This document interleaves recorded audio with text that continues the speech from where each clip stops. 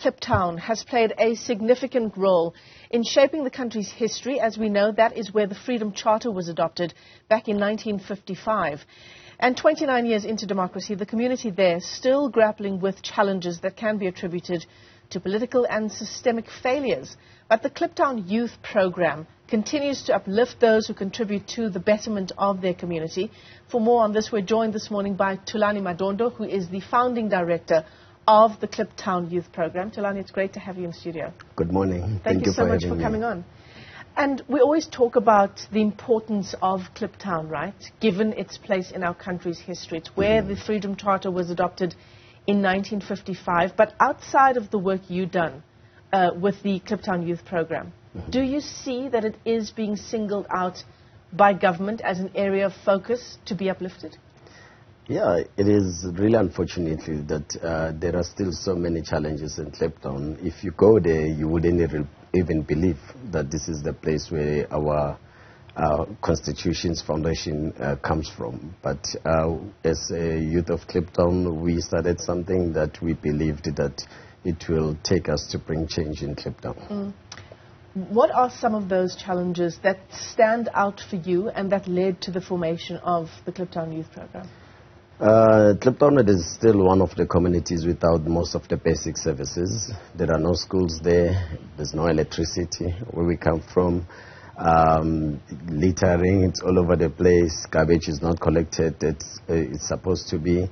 And yeah, we also see a lot of challenges on teenage pregnancy, as well as other challenges such as drug abuse, just like in other communities around the country.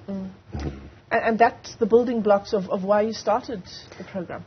Yeah, when we started Kliptown Youth Program, we wanted to become the solution of our community. Knowing very well that the Freedom Charter was adopted there, we thought that that was going to be an advantage to the youth and community of Kliptown. But unfortunately, at times we feel like we are one of the communities that are being forgotten by the country itself. But yeah, we'll try and do what we can. And what is it that you do? We are an after-school program serving 1,122 kids from 4 communities in Soweto, namely in Pimville, Kliptown, Dlamini, and Klipspruit. And we provide homework assistance, serve 2 meals a day to all the students and ensure that they've got school uniforms every time. We distribute that around January. Our main purpose is to help young people to become the architects of their own exit strategy from poverty. Wow, it's just amazing the work that you're doing there. Thank you. How long have you been in existence? And, you know, can you now track sort of the fruits of your labor? Can you say that child has finished matric and he was part of the Kliptown Youth Program? Yeah, we were founded on the 27th of May, 2007. So next month it's going to be our 16th year since our founding year. And we have helped more than 100 young people to graduate from universities and colleges. Wow. And we have a tangible impact because there are kids that we've worked with since they were in grade 1 up to the employment contract. To date, we've got more than 12 young people working for Aquazania, which is part of the Bidvest Group. And some of these young people, they went in there through learnerships, but now they're holding very serious positions within that company. We partner with other companies like the hotels, and that's been so helpful for us because we have built a point of reference for our children in the community. Wow. Because today, children in our center, when they want to be teachers, they can always refer to people they know, such as Thokozani. And we are very waiting anxiously for our first doctor in 2026. So we do hope that that's going to happen because so far we produce social workers, teachers, engineers, and entrepreneurs. Just incredible, Thulani. How do you feel describing this incredible difference you and the people of your team have made? It feels so good because our team has done something that is unusual in communities like Kliptown, where like 90% of us don't have a tertiary education, but we still didn't find it difficult to fund other people's children to go to university. And when we see young people getting out of poverty each and every year, that's something that makes us sleep peacefully. Wow. Because we know that with the help that we get to help these young people with the hope that in future they will consider to help others. Because at Kliptown Youth Program, we know very well that South Africa has enough resources for all of us. It's just human greed that we still have the high rate of unemployment, we still have the challenges that we talk about every day. Yeah. So where does your help come from? And you know, do you have any government assistance, given that you now have a track record of the work that you're doing?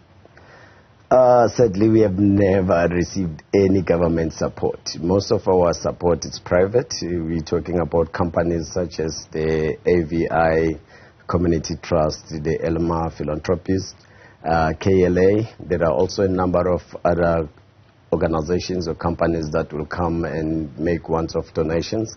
But we get about 60% of our support from the US. You know, and we know very well that there are so many companies here in South Africa that could also play a role. But of course, we will continue to introduce ourselves. But when you come to communities like ours, the impact is tangible. You know, at times we get shocked to see some companies that get funded, like we're learning recently about people that were funded by the National Lotteries Commission buying houses when we are serving the young people in the communities, and we struggle with funding where we really put the money where it's supposed to go. You're struggling with funding in the country where you're trying to make a difference, and yet you're getting international funding. Yes, for us, we just came back actually from the US with about 12 kids. We were there in April, at the beginning of April.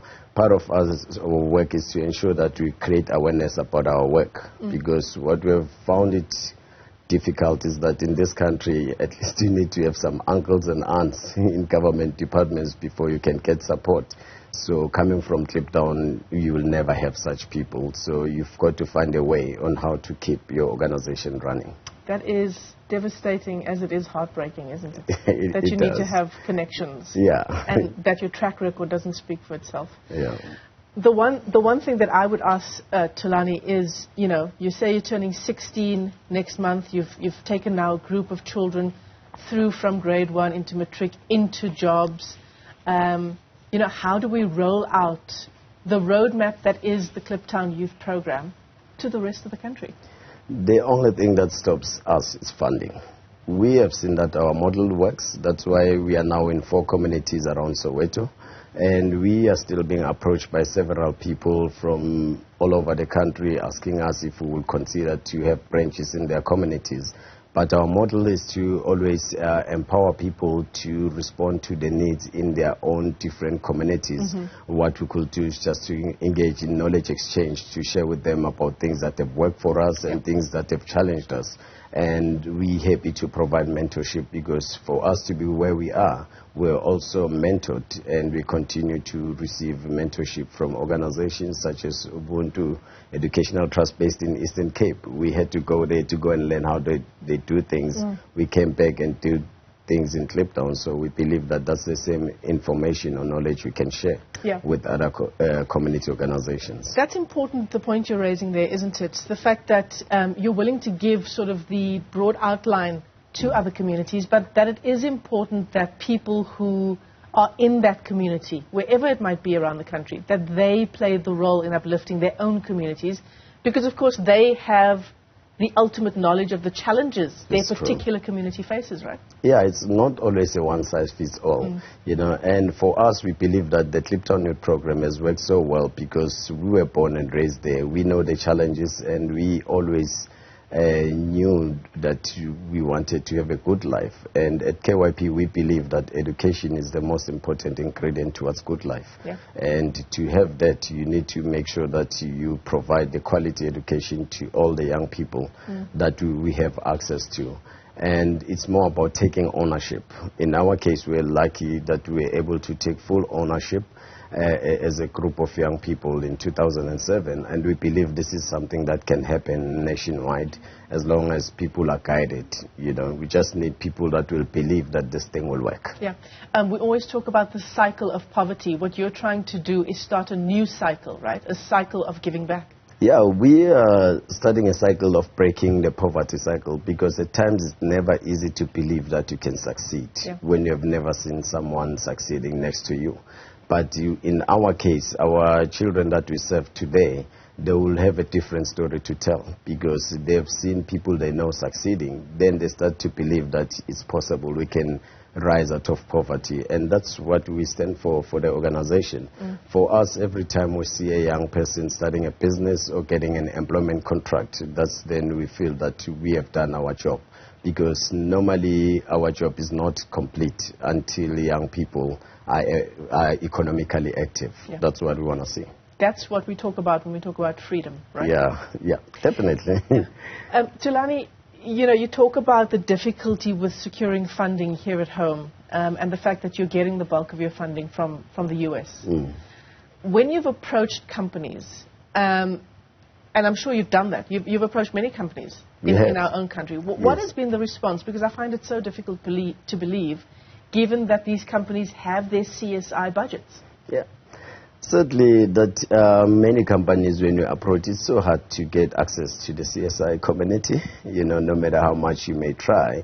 And at Kliptown Youth Program, we have had a 15 years clean audit, and it's something that any company that may consider to partner with us, they'll be sure that compliance exists within the organization.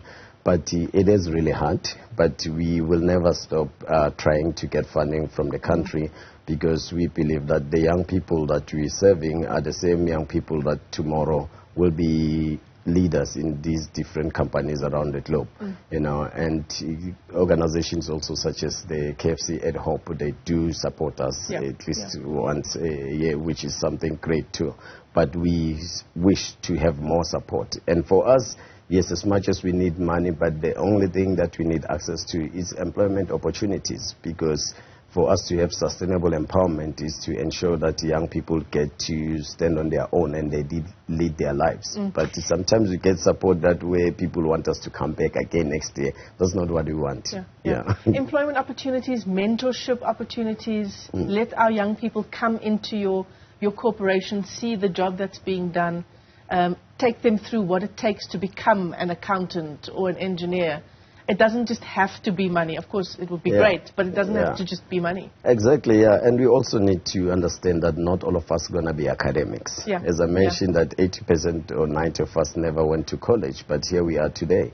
So we also need to start respecting trade and help our young people understand that many people like plumbers, carpenters, they make a lot of money through trade, and it's nice to have the certificates and other things, but the most important thing is to become economically active. If you've ever called a plumber to come out to your house, you know the kind of money that's involved. So Thulani, let's change that today. Let's open those CSI doors today and get Kliptown Youth Program into those meetings with CSI people who are in charge of their company's budgets.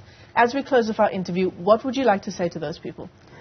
Yeah, I would like to invite them to come and see the work for themselves, because here's a family from San Francisco that donated $2 million to a community like Kliptown so that we can build the new center we have.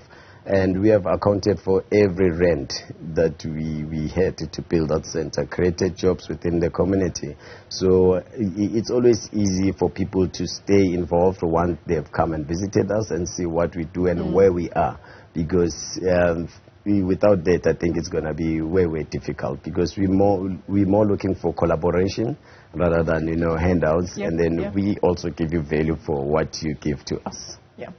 If you want to make a real, tangible difference, go and visit the Kliptown Youth Program. Thulani Madondo, thanks very much for coming in. What a wonderful work that you're doing, and we wish you all the best here on the AIM Report. Thank you very much. Thulani is the founding director of the Kliptown Youth Program, and get in touch. Go and have a look for yourself.